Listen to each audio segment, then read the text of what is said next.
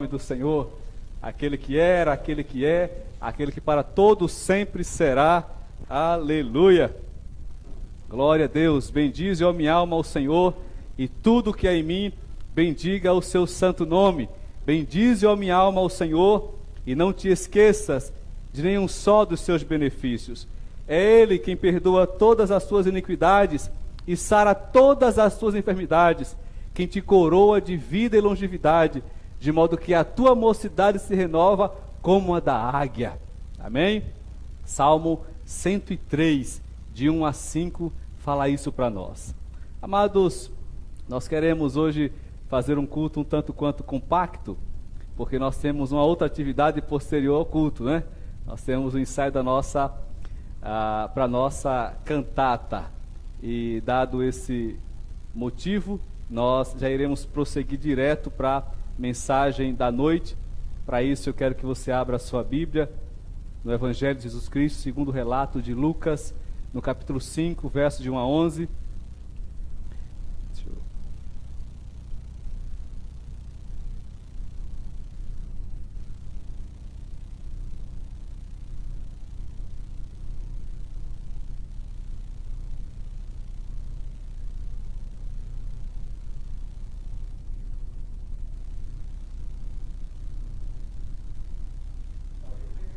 Amém, glória a Deus. Amém, então os nossos meninos e meninas vão lá para a sala onde serão ministrados numa linguagem que eles entendem. Dentro de instantes eles retornam para cá para nós fazermos um ensaio com todo mundo junto. Amém? Abra sua Bíblia, Evangelho de Jesus Cristo, segundo o relato de Lucas, capítulo 5, versos de 1 a 11. Lucas, capítulo 5, versos de 1 ao versículo 11.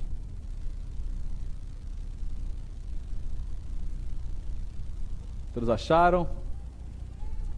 Lemos assim: Aconteceu que, ao apertá-lo a multidão para ouvir a palavra de Deus, estava ele junto ao lago de Genezaré, ou Mar da Galileia, né? E viu 2 barcos junto à praia do lago, mas os pescadores, havendo desembarcado, lavavam as redes. Entrando em um dos barcos, que era o de Simão, pediu-lhe que o afastasse um pouco da praia, e assentando-se ensinava do barco às multidões. Quando acabou de falar, disse a Simão: Faze-te ao largo e lançai as vossas redes para pescar. Respondeu-lhe Simão: Mestre, havendo trabalhado toda a noite, nada apanhamos, mas sob a tua palavra lançarei as redes. Isto fazendo, apanharam tão grande quantidade de peixes, que rompiam-se-lhes as redes. Então fizeram sinais aos companheiros do outro barco, para que fossem ajudá-los. E foram, e encheram ambos os barcos, a ponto de quase irem a pique. Vendo isto, Simão Pedro prostrou-se aos pés de Jesus, dizendo: Senhor, retira-te de mim, porque sou pecador. Pois, à vista da pesca que fizeram, a admiração se apoderou dele e de todos os seus companheiros, bem como de Tiago e João, filhos de Zebedeu, que eram seus sócios. Disse Jesus a Simão: Não temas, doravante serás pescador de homens. E arrastando eles os barcos sobre a praia, deixando tudo, o seguiram. Até aqui. Meus amados irmãos, esse texto, ele é um texto que, quanto mais nós o lemos, quanto mais nós o conhecemos, maior é a admiração que nós acabamos nutrindo em nosso coração por Jesus. Só que esse texto não nos traz apenas uma grande revelação do que Jesus é poderoso para fazer. Esse texto também fala sobre a prontidão de pessoas que se encontraram com Jesus. E isso está presente aqui em Pedro e Tiago e João, que eram os filhos de Zebedeu e que estavam ali também pescando. A prontidão desses homens em deixar tudo para seguir a Jesus é uma coisa que chega a nos deixar constrangidos. Tudo deixaram para ir a Jesus, para seguir a Jesus. É interessante que, imagino que eles nunca tiveram uma pesca tão abundante quanto nesse dia.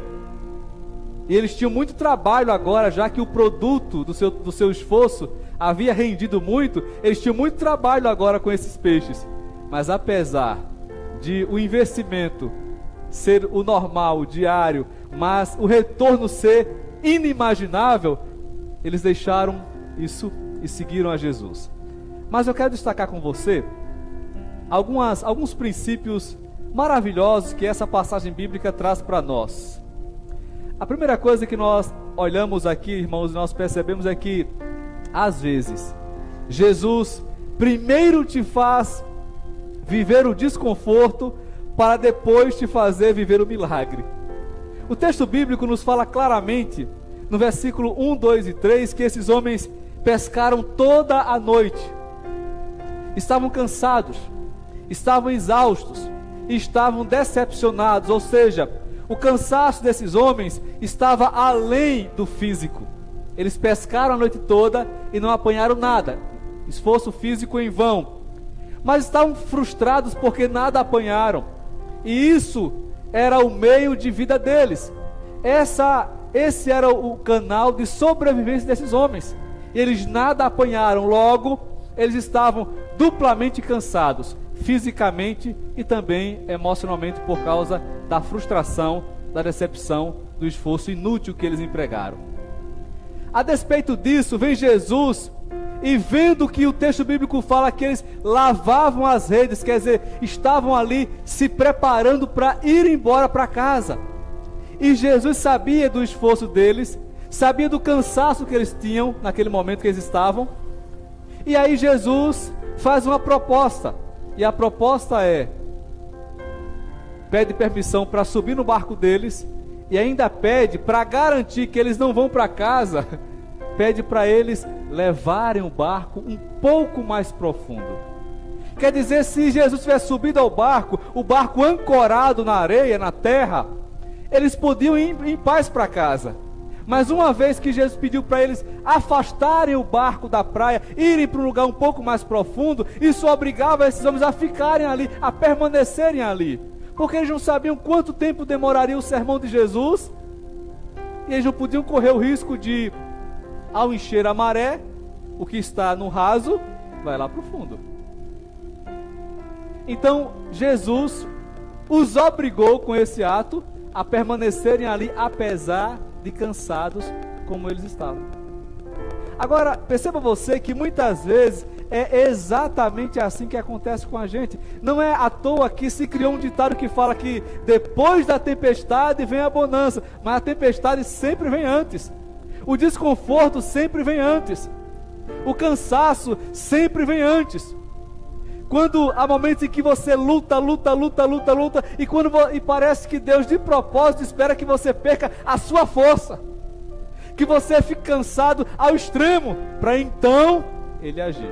Foi o que Ele fez aqui. Isso me faz lembrar de uma música chamada A Fé, que fala assim: quando te faltar, se a força te faltar e a coragem de lutar, Ele fala que quando tua força não puder te fazer ficar de pé, aí é o momento em que a fé chega. Sabe, irmãos, acontece muito isso com a gente. Quantas vezes você luta, trabalha, se esforça, corre atrás e você faz o seu melhor e no final não dá em nada. Aí quando você fala assim, agora não tem mais jeito, aí vem Jesus e dá um jeito. Só que o jeito que Ele dá é um jeito tão maravilhoso. Aquilo que Ele faz é tão maravilhoso que te faz esquecer do esforço que você empregou até chegar ali. Deus é um Deus que está sempre pronto a surpreender o ser humano. Chega um momento em que, para que você não ache que foi a sua própria capacidade que te fez chegar ali, para que você não pense que foi a sua própria inteligência, que foi você mesmo, que foi o seu próprio braço que te fez chegar ali, Ele deixa que a força do seu braço acabe, para então Ele agir. Isso me leva imediatamente para o livro de Juízes, a passagem lá de Gideão, quando Deus chama um homem que é o menor da sua casa, um homem que vem de uma tribo que é a menor no meio do seu povo, e o chama para libertar o povo de Deus. E aí, quando Gideão, a muito custo, consegue montar um exército, vem uma palavra da parte de Deus e fala assim: olha, tem muita gente ainda, mas para guerrear, quanto mais melhor, não é assim? O natural, quanto mais pessoas, não é fácil convencer as pessoas a irem para uma guerra da qual elas podem não voltar. E aí ele consegue convencer algumas milhares de pessoas a irem com ele à guerra, e Deus fala assim: tem muita gente ainda. Aí ele fala: quem for covarde e medroso, volta, não vai ter prejuízo para vocês não, vai um monte de gente embora. Aí Deus fala assim: olha, Gideão, ainda tem muita gente. Aí põe o povo para tomar água, você conhece a história, e sobram só 300. Quando os seus projetos estão todos fracassando, aí vem Jesus com o projeto dele, e com 300 homens, ele traz uma vitória retumbante para aquele povo, porque em momento algum, Deus queria que o povo dissesse assim: nós ganhamos a guerra porque nós somos bons, nós somos capazes, nós ganhamos a batalha porque as nossas estratégias são as melhores. O meio o método que nós usamos para lutar é um método, inigualável, então nós conseguimos isso. E aí Deus vem e ele desestabiliza o nosso castelo de areia para mostrar que tudo de bom vem dele. Aí vem Tiago, irmão de Jesus, e fala assim: olha, toda boa dádiva só pode vir do alto. Não é você que constrói, é Deus quem te dá. Eu acho interessante que a Bíblia deixa claro para nós, em diversas passagens bíblicas, que vitória não é apenas o resultado bem-sucedido de uma batalha que você trava. Vitória é uma bênção que Deus te dá. E isso aparece na Bíblia disfarçado de várias colocações. Quando o autor bíblico vai falar sobre Davi, ele fala assim: e Deus dava vitórias a Davi aonde quer que ele fosse, mostrando que não era a capacidade estratégica, militar, bélica de Davi, mas era a presença, a companhia de Deus com ele, que lhe trazia vitórias. E a Bíblia fala assim: o cavalo se prepara para o dia da batalha, mas a vitória vem do Senhor. O cavalo se prepara para entrar na guerra, mas ele não se prepara para a vitória, porque a vitória vem do Senhor. Amém? A segunda coisa que eu destaco aqui é que você olha no versículo 4, ele fala assim: quando acabou de falar, isso aqui é precioso. Quando acabou de falar, disse a Simão: faze-te ao largo, lançai vossas redes para pescar. Quando acabou de falar, primeiro Jesus fala, depois Jesus faz. Primeiro Jesus fala, depois Jesus faz. Ele pregou um sermão que nós não sabemos quanto demorou. Se demorou 1 hora, 2 horas, 3 horas, não sabemos quanto demorou o seu sermão. O que sabemos é que ele fez o milagre depois que ele acabou de falar. Sabe, irmãos, nós precisamos ouvir sempre o Senhor falando conosco. Sabe por quê? Quem não se prontifica para ouvir Jesus falar é um forte candidato a não receber o que Jesus tem para fazer. Eu repito: quem não se prontifica a ouvir o que Jesus tem a falar é um forte candidato a não experimentar, a não viver o que Jesus quer fazer. Salomão diria isso em outras palavras, em Provérbios 29, versículo 8. Ele fala assim: aquele que esconde o ouvido de ouvir a palavra, Provérbios 28, 9, desculpa, até a sua oração será abominável a Deus. É como se Deus falasse assim: se você não para me ouvir, eu também não vou parar para te ouvir. Quando Jesus acabou de falar, então ele começou a agir. Prontifique-se a ouvir Jesus. Prontifique-se a ouvir Jesus. O salmista fala assim: enviou-lhes a sua palavra e os curou. O salmista fala assim, que Deus exaltou sobre tudo o seu nome e a sua palavra. Jesus fala primeiro e faz depois. Primeiro ele fala, depois ele faz. Primeiro ele fala, depois ele faz. Terceira coisa que eu destaco aqui é que 1 minuto de obediência pode ser mais poderoso do que horas de trabalho. 1 minuto de obediência a Jesus fez mais por esses homens do que horas e horas empregadas em trabalho. Eles trabalharam toda a noite e não obtiveram sucesso algum. Então eles receberam a palavra: faze-te ao largo para pescar. E eles obedeceram. E o texto bíblico fala imediatamente. E quando lançaram as redes ao mar, puxaram tão grande quantidade de peixes que as redes quase foram a pique, quase rasgaram. E os barcos quase afundaram. Tão grande fora a quantidade de peixes que esses homens pescaram. Obediência. 1 minuto de obediência é mais poderoso do que horas, dias, semanas, meses, anos do seu esforço. Sabe por quê? Salmo 127. Se o Senhor não edificar a casa, em vão trabalham os que a edificam. Se o Senhor não vigiar a cidade, em vão vigia a sentinela.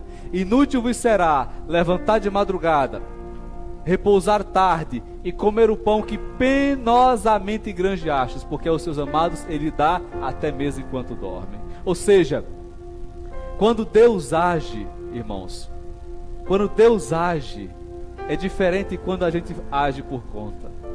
1 minuto de obediência a Deus é mais poderoso do que uma vida inteira de esforço, de trabalho, de cansaço. Nossas ações são inúteis se elas não vierem acompanhadas de obediência. De obediência. Há uma canção que fala: mas vale um dia no centro do teu querer que toda a vida sem jamais te conhecer. Mas vale um dia no centro do querer de Deus, obedecendo a Ele, do que toda uma vida sem jamais conhecer a Ele. Em último lugar, nós percebemos, irmãos, que Jesus sozinho faz muito mais do que você e todos que estão à sua volta. Pedro, Tiago e João juntamente pescaram a noite toda, quer dizer, simularam pesca, né? Eles simularam a pesca, porque não conseguiram apanhar nada. Aí vem Jesus sozinho. Ele não precisou mandar: Pai, manda aqui 12 legiões de anjos para que toquem os peixes de onde estiverem, para que venham tudo para cá. Não, sozinho. Jesus sozinho fez muito, muito mais por esses homens em poucos segundos do que esses homens fizeram a noite inteira. Sozinho. É por isso, irmãos, que Paulo fala assim: se Deus é por nós, quem será contra nós? Se Deus é por nós, é o bastante. Se o Senhor está conosco, é o suficiente. Como disse João, maior é aquele que está em nós do que aquele que está no mundo.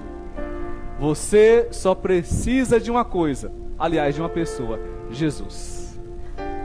Há uma canção que diz: eu não preciso de mais ninguém, se eu tenho a ti, está tudo bem. És meu pastor, nada faltará. Você precisa de Jesus. E aí, quando você está com Jesus, acontece aquilo que a Bíblia fala no livro de Jó: ao homem que teme ao Senhor, Ele fará com que até os seus inimigos tenham paz com Ele. E também fala o seguinte, que ao homem que teme ao Senhor, Ele faz com que até as pedras do campo façam aliança com Ele. Essa é uma outra forma de dizer que todas as coisas contribuem juntamente para o bem daqueles que amam a Deus, para o bem daqueles que andam com Deus, que obedecem a Deus, que seguem a Deus e que fazem de Deus, somente de Deus, o centro das suas vidas, o Senhor das suas vidas. Amém? Glória a Deus. Louvado seja o nome do Senhor. Esse provavelmente foi o meu sermão mais curto da minha vida. Se coloque de pé em nome de Jesus. Alguém já falou aí, mas já? Feche seus olhos. Gostaria que você refletisse na letra dessa canção, falasse com Deus sobre as suas frustrações, sobre as suas decepções. Fala com Ele sobre todo o esforço que você empregou, que não te levaram a lugar algum. Fala com Ele. Decidida, larga tudo e parar. Deus conhece tua estrutura, sabe o que está fazendo. Mesmo que seja difícil, não pares, Ele está vendo. Colheu todas as tuas lágrimas e mandou a te falar. Pega o que Ele te entregou e volte para o mar, que é o teu lugar. Quem mandou largar a rede? Quem mandou você parar?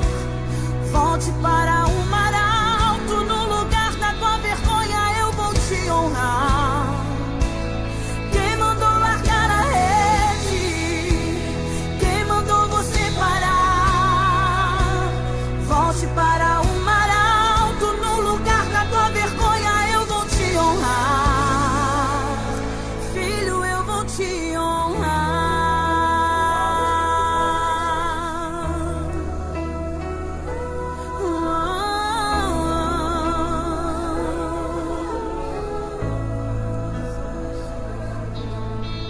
Deus conhece tua estrutura, sabe o que está fazendo.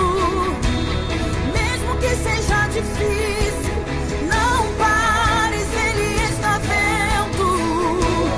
Colheu todas as tuas lágrimas e mandou a te falar. Pega o que Ele te entregou e volte para o mar, que é o teu lugar. Quem mandou largar a rede? Quem mandou você parar? Volte para o mar alto, no lugar da tua vergonha eu vou te honrar. Quem mandou largar a rede? Quem mandou você parar? Volte para o mar alto, no lugar da tua vergonha eu vou te honrar. Filho, eu vou te honrar.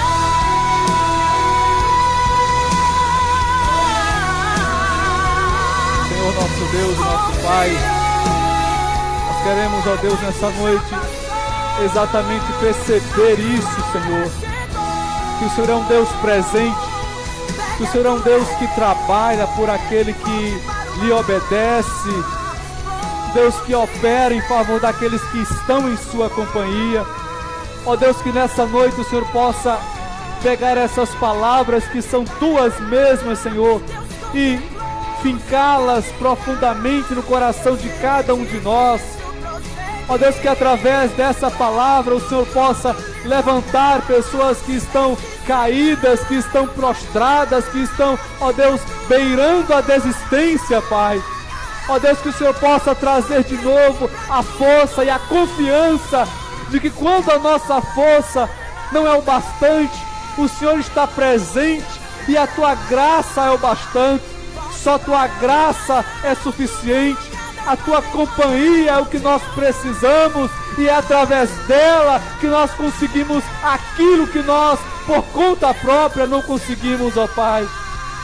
Ó Deus, renova a esperança no coração de cada um essa noite. A esperança na sua cura, a esperança na sua libertação, a esperança na tua obra, na tua ação transformadora em suas vidas, em suas casas, ó Pai. Oh meu Deus, sempre há algo que só o Senhor pode fazer, e é exatamente por isso que nós oramos, ó Deus, Tu és um Deus que restaura aquilo que para nós não há saída, aquilo que para nós não tem jeito, aquilo que para nós é impossível. O Senhor é o Deus que faz, o Senhor é o Deus que realiza, porque o Senhor é Deus, não há outro como o Senhor. Não há ninguém que se compare a Ti em poder, em majestade, em capacidade de operar milagres, maravilhas, ó Pai.